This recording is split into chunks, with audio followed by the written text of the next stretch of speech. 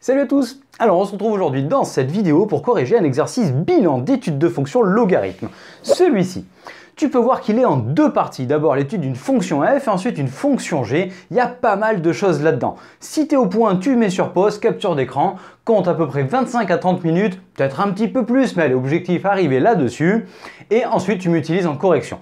Pour les autres, on va tout regarder point par point. C'est un exercice pas mal bilan. Donc déjà, ça va s'insérer dans la partie étude de fonctions auxiliaires. La première est une fonction qui va te permettre d'étudier en fait la deuxième, celle de la partie B. Et là-dedans, on a pas mal de thèmes qui vont intervenir avec les limites, les calculs de dérivés et études de signes. Puis ensuite, on va avoir la partie un petit peu moins commune peut-être jusqu'à la fin avec l'étude de position relative où juste avant ça, on aura fait une partie calcul de tangente. Petite simplification d'écriture pour les images et on sera complet. Donc un bon exercice bilan que tu peux utiliser en révision de fin de chapitre ou encore en révision d'un devoir. Il manque convexité, continuité, voilà, mais il y a déjà pas mal de choses là-dessus. Allez, on commence, c'est parti. Alors, première question, ce sont les limites aux bornes de l'ensemble de définition. Cette fonction, x carré plus 1, elle est définie sur R, mais le logarithme, il est défini sur R plus étoile ou encore 0 exclu plus l'infini. Donc la somme des deux est définie sur 0 exclu plus l'infini. On a donc deux limites à faire, une en 0, sous-entendu en 0 plus, et une en plus l'infini. On commence par celle en 0 et comme pour toutes les limites, d'abord regarde dans ta tête ce que ça fait bloc par bloc. X carré plus 1 en 0, ça fait quoi? Ça fait 0 plus 1, 1, ça c'est ok. Et ensuite le logarithme en 0, 0 plus, tu sais qu'il fait moins l'infini. Avec le petit moins plus l'infini, pas de forme indéterminée en vue, on peut détailler la limite. Donc voilà le détail. Limite d'x carré plus 1 égale 1, comme on vient de le dire, lorsque x tend vers 0, ça fait 0, donc il reste 1. Le logarithme en 0, lui, en 0 plus, il fait moins l'infini. Avec ce moins ici, ça fait plus l'infini. La somme des deux, ça fait plus l'infini. C'est pas demandé, mais qu'est-ce qu'on pourrait dire? Là, tu dois penser interprétation de limite, asymptote. Allez, asymptote verticale d'équation x égale à 0.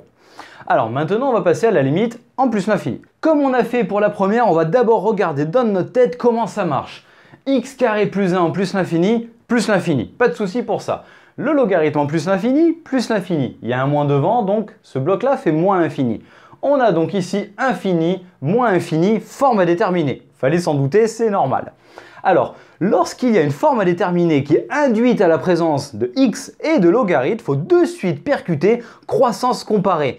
La comparaison des variations en fait de la fonction logarithme qui perd par rapport aux variations de n'importe quelle puissance de x, type x carré, x et ainsi de suite. Donc là, l'objectif est de faire apparaître les croissances comparées. Je te mets ici le petit point formule des croissances comparées, comme ça tu les as en tête, mais maintenant on les applique. Alors voilà ce qu'il faut ici faire, c'est-à-dire pour lever la forme indéterminée, là, il faut essayer de faire apparaître la croissance comparée. Donc on commence par factoriser par x carré. Factoriser par x carré cette expression, en fait, ça revient à la diviser par x carré. Vu que c'est en plus l'infini, c'est non nul, donc du coup, tout va bien. X carré, facteur de 1, plus 1 sur x carré, moins ln de x sur x carré. Attention qu'il n'y ait pas un petit malin qui vienne me barrer les x comme ça, c'est pas possible, hein. Le ln, il bloque le x qui est à l'intérieur, donc on ne peut pas le simplifier. Hein. Et surtout, ln tout seul, ça n'existe pas. Alors, je te rappelle la croissance comparée, comme on a vu tout à l'heure ici, celle qu'on utilise, c'est celle avec le degré 2, donc ln de x sur x carré, lorsque x tend vers plus l'infini, ça fait 0. Maintenant qu'on a ça, en fait, ça permet de lever une forme indéterminée qui n'était pas le infini moins infini, mais qui est ici un infini sur infini. C'est pour ça qu'on a fait apparaître la forme factorisée. Donc là, maintenant, normalement, tout va bien. Avant de passer au détail, on le fait vite et après, je te le commente. Donc ça va faire plus l'infini, ça va faire 1, ça va faire 0, ça va faire 0. Donc toute la parenthèse, elle fait 1. Et 1 fois l'infini, tout va bien. Allez, c'est parti, on la présente. Donc dans le détail, on a dit x carré en plus l'infini, ça tend vers plus l'infini. 1 plus 1 sur x carré, lorsque x tend vers plus l'infini, ça fait 1 plus 0, donc 1 par somme ici. Puis ensuite, on a rappelé là, d'après les croissances comparées, ln de x sur x carré en plus l'infini, ça tend vers 0, donc avec un moins, ça marche aussi. Puis ensuite ici, la somme qui me donne toute la parenthèse, 1 plus 1 sur x carré moins ln de x sur x carré qui fait 1 moins 0, donc 1. Et enfin ici, en multipliant donc par produit par x carré, 1 fois l'infini, ça va faire plus l'infini. Donc la limite de f de x en plus l'infini, c'est plus l'infini, et en 0 plus, c'est aussi plus l'infini. Là, il y a une chose qui est sûre ici, c'est que vu qu'elle tend vers plus l'infini en 0 et en plus l'infini, elle ne pourra pas être monotone cette fonction. Donc ça, il faut l'avoir en tête. Maintenant, deuxième question, on passe à l'étude des variations de la fonction f. Ça veut dire calcul de dérivée, étude de signes, et puis ensuite image éventuellement et tableau de variation. Alors c'est parti, on commence le calcul de la dérivée. Alors pour commencer à calculer la dérivée, je conseille toujours aux élèves de marquer une petite phrase. Je sais que certains enseignants ne la demandent pas, mais d'autres l'exigent. Donc allez, qui peut le plus, peut le moins quoi. Donc on va dire que f est dérivable sur 0 exclu plus l'infini comme somme de fonctions qui le sont. C'est-à-dire x carré plus 1 polynôme dérivable sur r et ln de x dérivable sur 0 exclu plus l'infini. Ça fait toujours bien de marquer ça, d'autant plus sur tes copies de bac. Donc maintenant, on va regarder dans le détail chacune des fonctions et on a le calcul de la dérivée qui va me donner x carré plus 1. La dérivée de x carré, ça, tu la connais, c'est 2x. La dérivée de 1, c'est 0. Et ensuite, la dérivée de ln de x, on se souvient, c'est 1 sur x. Donc ici, moins 1 sur x. Et maintenant, on regarde l'expression de la fonction qui est ici et on se pose la question, est-ce que j'ai besoin de modifier l'écriture, c'est-à-dire de réduire au même dénominateur ou pas? Étant donné qu'on est dans 0 plus l'infini, ça c'est positif et ça c'est positif, mais il y a un moins au milieu, on est obligé. Il faut réduire au même dénominateur. S'il y avait eu un plus, il n'y avait pas besoin de s'embêter parce que c'était une somme de termes positifs. Là, c'est pas le cas. Donc ici, on va réduire au même dénominateur et on va étudier le signe. Alors la réduction au même dénominateur, elle demande à multiplier par x ce terme-là. Donc 2x fois x, 2x carré, moins 1 sur x. Ça, la réduction au même dénominateur, j'espère que tu étais bon. Alors maintenant, on rédige un petit peu et on dit que le dénominateur est strictement positif, donc f' de x est du signe de 2x carré moins 1. Petite parenthèse, tu pourras remarquer qu'ici j'ai marqué f' de x et ici j'ai marqué f. Ici on va étudier le signe des images. Donc le signe des images de x par f', on met des x. Par contre ici je parle de la fonction f. Et la fonction f, on ne met pas f de x, on dit f est croissante et non f de x est croissante. Ça, il faut faire attention à ces petits points de rigueur. Allez, parenthèse fermée, on est reparti. Pour étudier le signe de ça, comment est-ce qu'on fait? On pourrait y aller comme un bœuf, faire un delta, trouver les racines, tout ça. Mais en fait, ce qu'on va faire, c'est qu'on va résoudre une petite inéquation et raisonner un tout petit peu. Alors voilà l'inéquation qu'on doit résoudre. 2x carré moins 1 supérieur ou égal à 0. Privilégie l'inéquation à l'équation quand c'est possible, c'est toujours mieux pour justifier les signes. Alors, le but est d'isoler x carré, donc on arrive petit à petit à x carré plus grand que 1,5. Et là, allez, oublions ce qu'on a dit sur le R plus étoile et essayons de regarder de façon générale. Et après, on reviendra à notre domaine. Ça, pareil, c'est une faute classique, il faut faire attention à ne pas se tromper. Quand est-ce que x carré est plus grand que 1,5? Beaucoup trop d'élèves oublient la deuxième valeur de l'antécédent de 1,5 par x carré. Car tu peux voir qu'ici, on en a un, mais ici aussi, c'est le fameux x carré égale a avec a positif qui revient à x égale plus ou moins racine de a. Faut pas l'oublier celui-ci. Donc ici, on a le racine de 1,5 et là, on a le moins racine de 1,5. Racine de 1,5 qui peut se simplifier, qui fait racine de 2 sur 2. Alors ici, qu'est-ce qu'on peut faire? Eh bien, on veut que x carré soit plus grand que 1,5. X carré plus grand que 1,5, ça fait la portion de courbe qui est là, ou alors la portion de courbe qui est là. C'est-à-dire que ça nous mène à la partie ici ou encore la partie ici. Ça, c'est si on était en train de résoudre une inéquation dans R. Et donc dans ce cas-là, il ne faudrait pas oublier de dire que c'est de moins l'infini à là, union de racine de 1,5 jusqu'à plus l'infini. Maintenant, on réfléchit un petit peu et on sait qu'on est dans R plus étoile. Donc à partir de là, on va pouvoir dire que les solutions sont juste sur cette partie-là. Mais sur ta copie, je te conseille de marquer d'abord les deux intervalles et ensuite de rappeler le domaine. Je te montre un exemple de rédaction. Donc voilà ce que tu peux marquer. Une fois que tu es là, tu dis équivalent à x plus petit que moins racine de 1,5 ou x plus grand que racine de 1,5.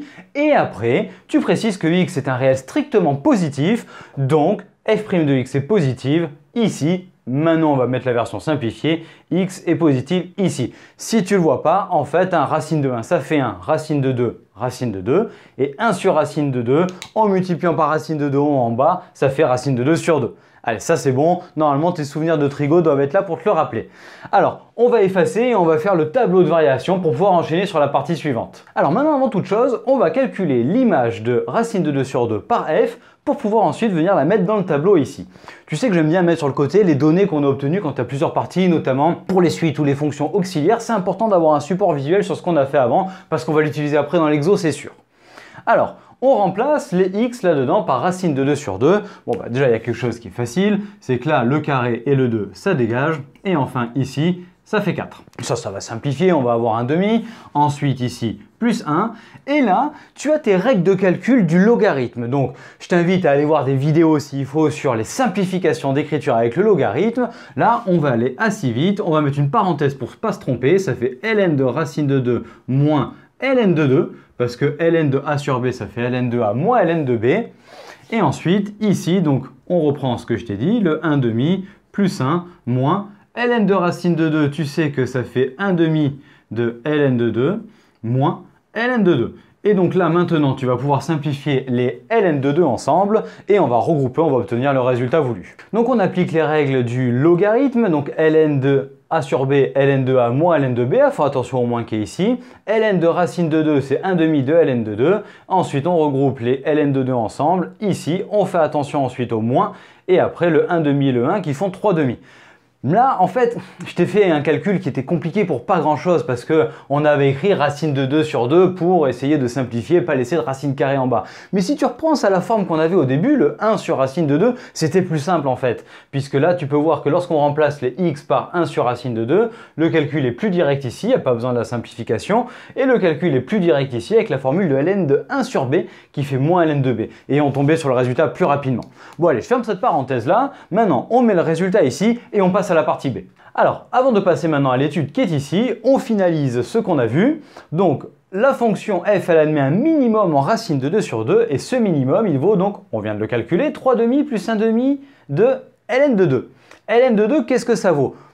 On s'en fout de la valeur. Par contre, on sait que c'est positif. Pourquoi? Parce que 2, c'est plus grand que 1. Et tu sais que la fonction logarithme est croissante et quand 1, elle vaut 0. Donc, vu que 2, c'est plus grand que 1, alors 1 demi de ln de 2, c'est strictement positif. Donc, si tu ajoutes 3 demi, c'est strictement positif, ce qui veut dire que le minimum de la fonction sur R plus étoile est strictement positif. Donc là, grâce à cette étude-là, on vient de démontrer que la fonction f est strictement positive sur l'ensemble de définition de cette fonction qui est 0 exclu plus l'infini. Tu vas voir qu'il va y avoir un lien avec ce qu'on va étudier là. Donc partie B, qu'est-ce qu'il fallait faire à cette partie? Je te remets le sujet là derrière, que tu vois où est-ce qu'on en est. Alors je t'ai mis ici les différentes étapes de la limite pour qu'on voit comment est-ce qu'on la présente. D'une part ici, on a un quotient et ensuite on a le x. Comme je te dis toujours à chaque fois, commence par faire les limites dans ta tête parce que en 0, ça fait 0. Donc maintenant, il n'y a plus qu'à regarder ça et en 0, ça, c'est pas une forme déterminée, on va le voir ici. Alors le logarithme en 0 plus, ça tu le sais, ça fait moins l'infini. Puis x, lorsque x tend vers 0 plus, la réponse est marquée là, c'est 0 plus. Et là, il faut te souvenir bien des limites de type L, un nombre non nul, divisé par 0. Ce L peut être soit un nombre, soit l'infini, et en bas, lorsque ça tend vers 0 plus ou 0 moins, tu dois te souvenir que c'est toujours l'infini, et qu'ensuite c'est la règle des signes qui domine. Là, tu peux aller voir les vidéos sur la limite lorsque x tend vers a pour te remettre au clair là-dessus, parce que ça c'est important à maîtriser.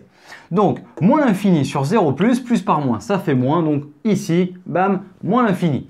Puis ensuite, ce terme-là, ici, en 0 plus, ça fait 0 plus. Et la somme des deux, évidemment, ça fait moins l'infini. Encore le reflet d'une asymptote verticale d'équation x égale à 0 pour la courbe de la fonction g.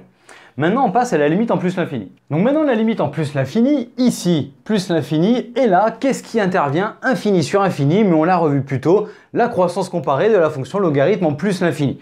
C'est ce que je te rappelle ici. Donc d'après les croissances comparées de la fonction logarithme, limite de ln de x sur x lorsque x tend à plus l'infini, ça fait, tu t'en souviens, 0. Le logarithme perd. Ensuite, le x qui est ici, en plus l'infini, il fait plus l'infini. Et donc par somme de l'infini et de 0, ça fait plus l'infini lorsque x tend vers plus l'infini. On a fait les deux limites, maintenant on peut passer à l'étude de la fonction f.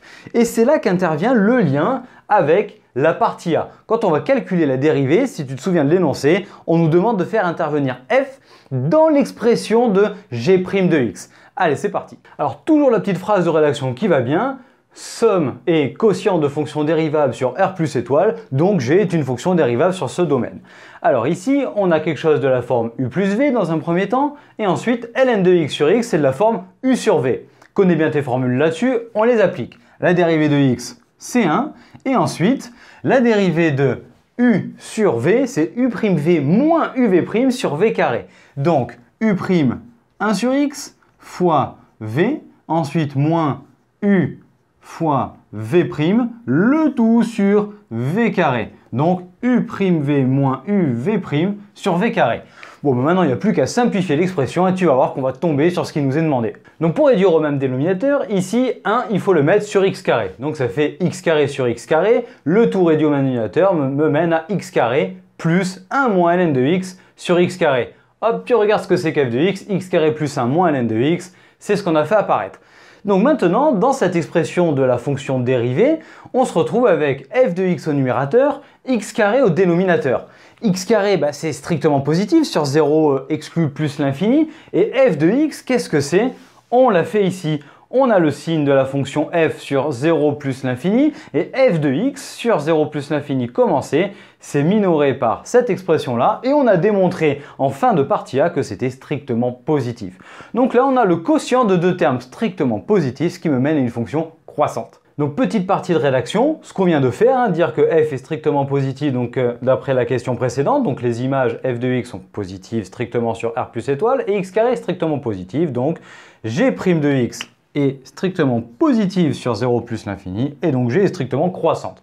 On met les deux limites qu'on avait trouvées avant, et là maintenant on peut passer à la dernière question. La dernière question, allez, c'est borderline, je sais qu'il y en a certains qui la font, c'est de l'approfondissement en fait de terminale, et on parle d'asymptote oblique. J'ai dit tangente au début, je me suis trompé.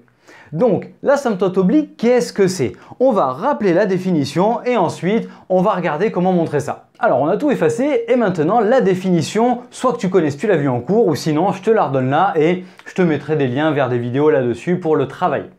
Alors, y égale à x plus b, fonction affine, est une asymptote oblique, ici, donc de la courbe de la fonction f, au voisinage de l'infini, que ce soit plus ou moins, ici c'est plus l'infini, mais en fait ça marche pour les deux.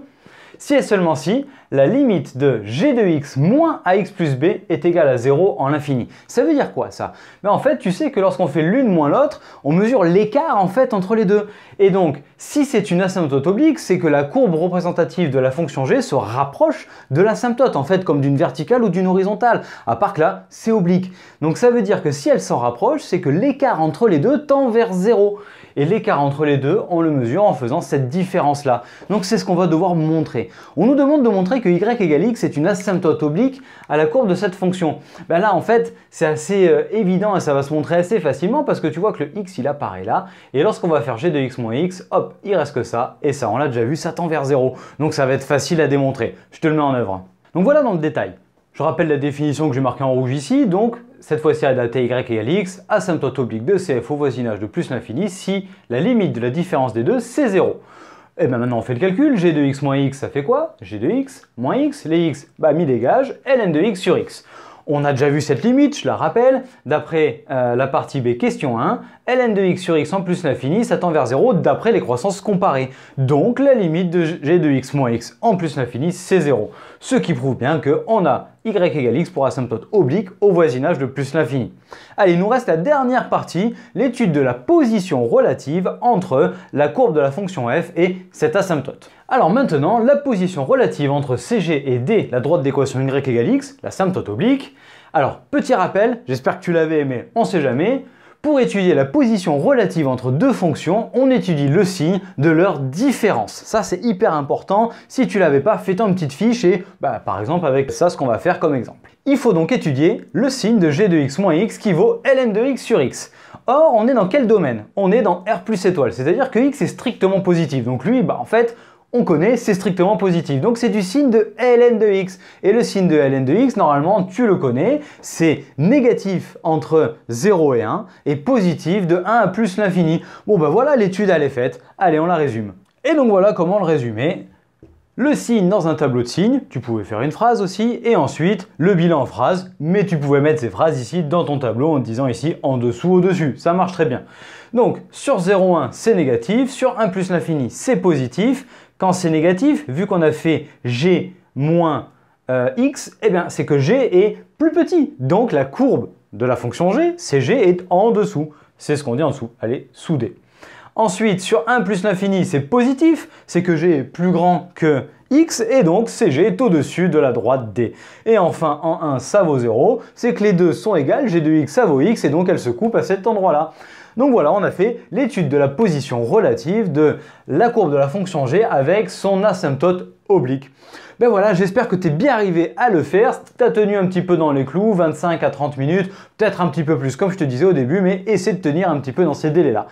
Et bien voilà, je te remercie d'avoir suivi la vidéo jusqu'au bout et j'espère qu'elle t'a plu. Merci de me lâcher le petit pouce bleu vers le haut et venir t'abonner à la chaîne, ça nous aide à nous développer. Tu peux nous retrouver sur notre site internet ainsi que nos réseaux sociaux, Facebook, Instagram, où tu retrouveras plein de ressources, de nouveaux contenus, exercices corrigés, fiches méthodes et ainsi de suite. Donc je t'invite à nous retrouver maintenant dans une nouvelle vidéo et je te dis à très vite. Allez, ciao à tous!